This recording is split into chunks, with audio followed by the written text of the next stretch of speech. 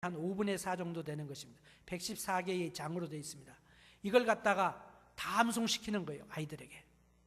우리는 요한복음 14장 외우는 것도 다 혼자 못 외워갖고 몇 명 나눠가지고 우리 외우고 그것도 헤매면서 외웠는데, 어린아이들에게 이 코란을 다 암송시키도록 1년 동안 그걸 시키는 거예요. 그래서 모슬람의 그 이슬람의 정신으로 무장한 사람들이 세계 곳곳에서 양산되어지게 되는 것입니다. 이 다와라고 하는 선교 전략이 있습니다. 두 번째로는 지하드라고 하는 말이 있습니다. 아마 여러분 들었을 줄로 압니다. 이건 거룩한 전쟁이라, 성전이라 하는 겁니다. 거룩한 전쟁이라. 이슬람을 전도하기 위해서는 무력도 사용할 수 있다는 것입니다. 세속화된 무슬림들이 생각할 때는 그 지하드는 영적인 스피리추얼 워페어라고 이렇게 생각을 하고 그렇게 생각을 합니다만은, 근본주의자들 그리고 보수주의자들, 이런 무슬림들이 생각할 때는 이슬람을 반대하는 모든 세력에 대하여 실제적인 전쟁을 하는 것이 알라의 뜻이라고 믿는 것입니다. 그래서 911이 일어나고, 그래서 테러가 일어나고, 지난 1900년부터 2000년까지 이 무슬림들이 일으킨 테러가 9,000이 넘었어요. 지금 2000년부터 2010년까지 11년까지의 통계는요, 제가 아직 찾아보지 못했습니다만 그보다 기하급수적으로 늘어났으리라고 생각을 합니다. 원래 이 이슬람의 코란이 폭력적이지 않습니다. 그런데 코란을 두 가지로 나누는데요, 하나는 메카에서 쓰여진 코란이 있고, 그 다음에 마호메트가 메디나에 가서 쓴 코란이 있습니다. 처음 코란에는 다른 종교에 대해서 우호적이었습니다. 예수 믿어도 된다, 축복하고, 그 유대인들도 축복하고 뭐 이렇게 됐습니다만은, 후에 쓰여진 코란에서는, 메디나의 코란에서는 다른 종교를 믿는 그런 모든 사람들, 이슬람교도가 아닌 모든 사람들을 대항해서 싸울 수 있도록, 아니 싸우도록 명령하고 있는 것입니다.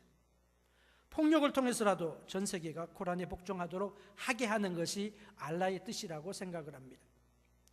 세 번째로 이들이 쓰는 전략이 뭐냐? 첫 번째는 선교를 통하여, 두 번째는 전쟁을 통하여, 칼을 드는 것을 통하여, 세 번째로는 모스크를 짓는 것을 통하여 이루어집니다.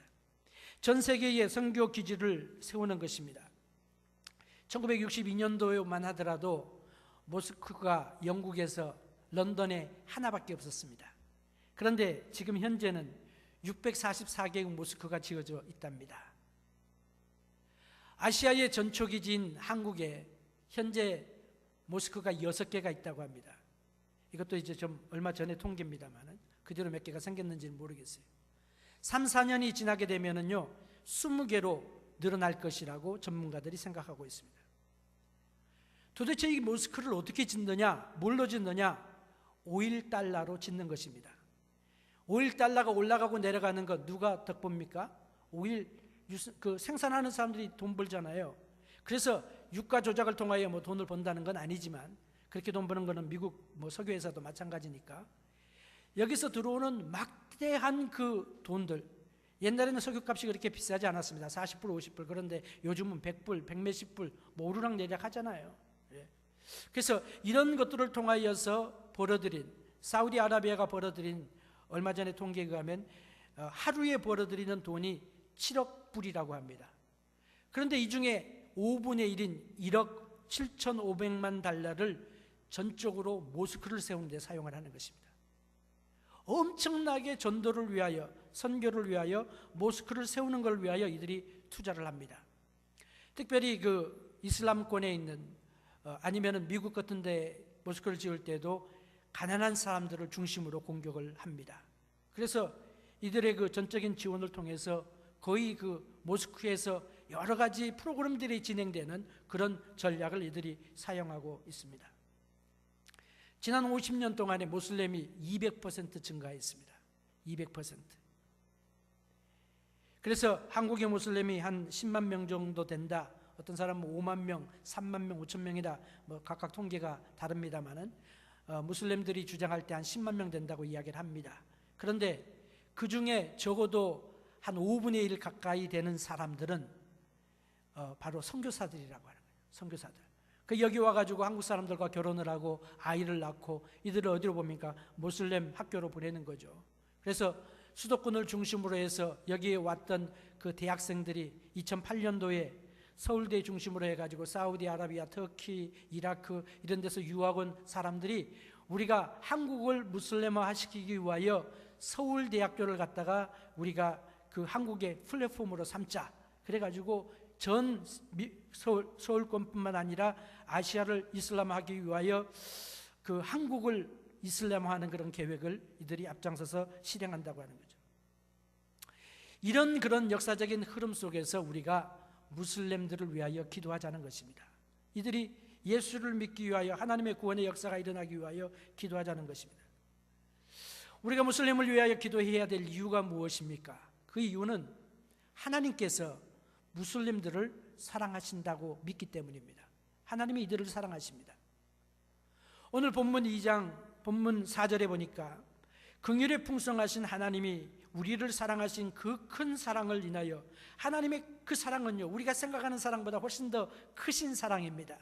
우리는 하나님이 한 민족만 축복하면 좋겠고, 하나님께서 나만 축복하면 좋겠고, 하나님이 우리 가족만 축복하면 좋겠는데 하나님은 크신 하나님이에요.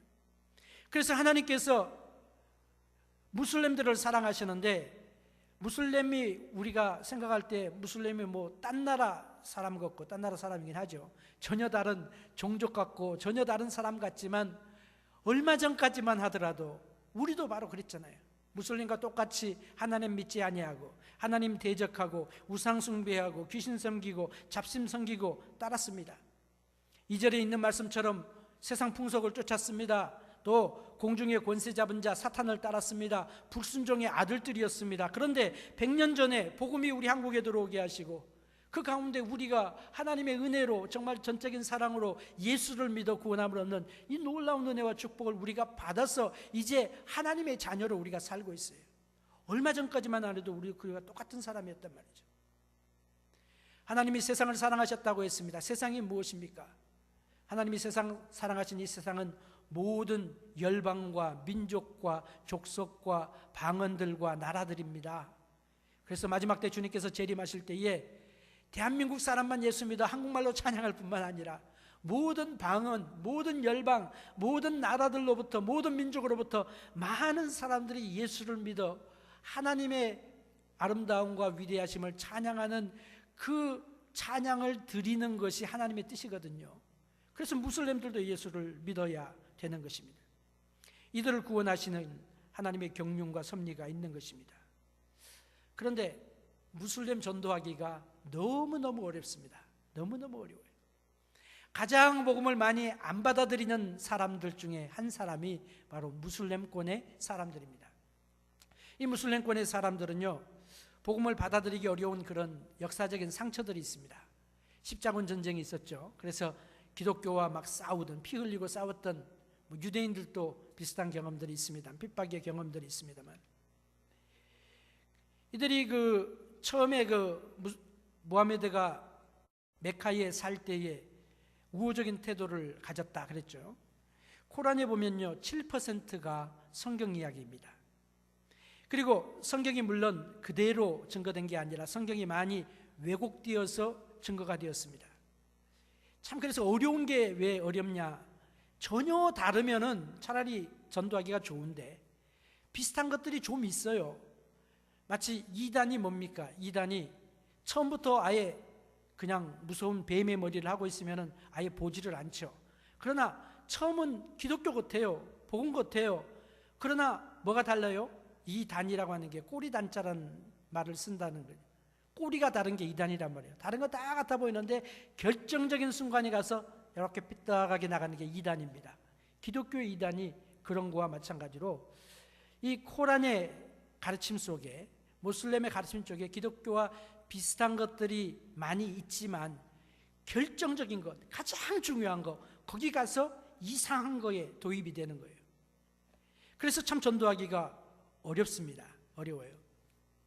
이슬람교가 언제 생겼느냐? 예수님이 태어나신 다음에 한참 지나서 570년, 주후 570년에 이제 무하메드가 태어나게 되었습니다. 그가 부유한 가정에서 잘 사는 가정에 태어났지만 불행하게도 6살 때에 그의 어머니가 죽어버렸습니다. 그래서 할아버지 손에 의하여 자라게 되었는데 할아버지도 9살 때 돌아가시게 됩니다. 그래서 삼촌에 의하여 자라면 참 많이 해요. 고아처럼 자랐어요. 그래서 무슬림에서 그 가난한 사람들 고아에 대한 구제를 강조하는 그 이유가 거기에 있습니다. 그래서 삼촌 아부 탈리드 밑에서 자라게 되었는데 캐러반 무역을 하면서 자랍니다. 그러다가 나이 25살이 됐을 때 나이 40세 된 그런 여인과 결혼을 합니다. 그래서 나이 40세가 그가 되었을 때 메카 근처에 있는 동굴에서 천사 가브리엘에 의하여, 여러분 가브리엘 아시죠? 성경에도 나오는 인물이 가브리엘인데 그 가브리엘에 의하여 계시를 받았다, 그렇게 주장을 합니다. 그리고 그는 그 알라신만이 참신이고 유일한 신이라고 하는 그런 유일신론을 주장하게 됩니다. 물론 여러 가지 이제 그의 사상적인 배경과 역사적인 배경이 있습니다만은 뭐 우리가 오늘 시간에는 생각하지 않겠습니다만, 그러면 기독교와 무슬림이 비슷한 게 참 많이 있다고 하는데 도대체 비슷한 건 뭐고 차이가 뭐냐? 그래야 우리가 기도를 제대로 할 거 아니에요. 어떤 사람들은 무슬림에 믿는 그 알라신이나 기독교의 하나님이나 유대교의 여호와나 다 똑같은 것이다, 셈이다, 뭐 종교 가지고 싸우지 말라, 뭐 이런 이야기를 합니다. 정말로 그렇습니까? 기독교에 구원이 있는 것처럼 무슬림에도 구원이 있다. 그러니까 무슬림 믿어도 구원받고 예수 믿어도 구원받는데 뭐 그거 가지고 그러느냐? 정말로 그렇습니까? 성경을 통하여 우리가 찾아볼 수 있는 것입니다. 여러 가지 차이가 있습니다만은 9가지 차이를 간단하게 제목만 말씀을 드리고, 그리고 이번 주간 새벽기도 우리가 할 때에 무슬림권에 대해서 좀 성경을 보면서 우리가 생각을 하기를 원합니다. 먼저 첫 번째는 뭐냐면 기독교는 하나님의 말씀, 성경을 하나님 말씀으로 믿는데 무슬림들은 코란을 알라의 말씀으로 그렇게 믿습니다. 코란을 믿습니다. 우리는 성경을 정확무한 하나님의 말씀으로, 오류가 없는 하나님의 말씀으로, 절대적인 하나님의 말씀으로 믿습니다. 그런데 무슬림은 성경을 안 믿는 게 아닙니다. 믿긴 믿습니다. 부분적으로 받아들입니다. 그래서 유익한 책이라고 불리우는 책들이 있는데 그 토라, 유대인들이 갖는 모세의 오경이 되겠죠. 토라를 그들이 받아들이고 또 다윗의 시편을 받아들이고 그리고 예수님의 복음서를 받아들이고, 그리고 그보다 더 중요한 건 뭐냐? 무하메드가 가브리엘로부터 받았던 그 코란을 중요하게 생각을 합니다.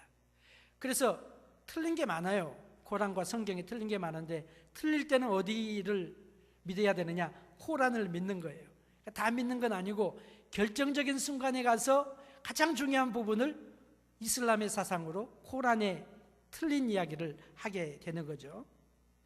그래서 이런 예수를 안 믿는 건 아니지만은 유대인과 기독교인들이 성경을 손상시켰기 때문에 하나님께서 마지막에 주신 것이 바로 코란이라 그렇게 이야기를 합니다. 그래서 코란을 받아들이는 거예요.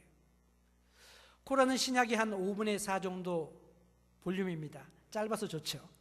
114장으로 되어져 있습니다. 거기 보면은 무하메드가 받았다고 하는 여러 가지 계시가 있는데 거기에는 그 스토리가 아닙니다. 그냥 말들을 모아놓은 거예요. 그래서 말이 서로 이렇게 연결되지 않고 서로 상충되지 상충되는, 서로 부딪히는, 충돌되는 그런 이야기들이 참 많이 있습니다. 코란을 믿는 거예요. 두 번째로는 기독교인은 예수님을 하나님의 아들로 믿습니다. 그런데 이 무슬림들은 예수님을 선지자 중에 하나로 믿습니다. 성경 보면 예수님은 나와 하나님은 하나라, 요한복음 3장 10장 30절에 예수님이 하나님이신 것으로 우리는 믿고 받아들입니다. 그런데 이들은 예수님을 선지자라고 말하는 거예요. 그 뭐 나쁜 대우는 아니죠. 그런데 에스겔이나 다니엘이나 이런 사람과 같은 선지자예요. 그냥 예수님께서 제자들에게 물어보셨죠. 사람들이 날 뭐라고 하느냐? 예, 선지자 중에 하나라고 합디다. 예수님이 그 질문에 만족하셨습니까? 그래서 너희는 나를 누구라 하느냐? 베드로가 주는 그리스도시요 살아계신 하나님의 아들입니다 라고 고백하니까 예수님께서 잘했다 그렇게 칭찬하시지 않았어요? 그런데 무슬림들은 예수님을 하나의 선지자로 생각을 하고 그나마 모하메드가 최고의 선지자고 모하메드 다음 가는 선지자라고 이야기를 합니다. 코란에 보면 예수님의 이름이 가장 많이 나옵니다. 예수님의 이름이 35번이 나옵니다. 35번이 나오는데 이들은 예수님의 능력을 인정을 합니다. 인정해요. 예수님이 신적 권능을 가졌다고 그렇게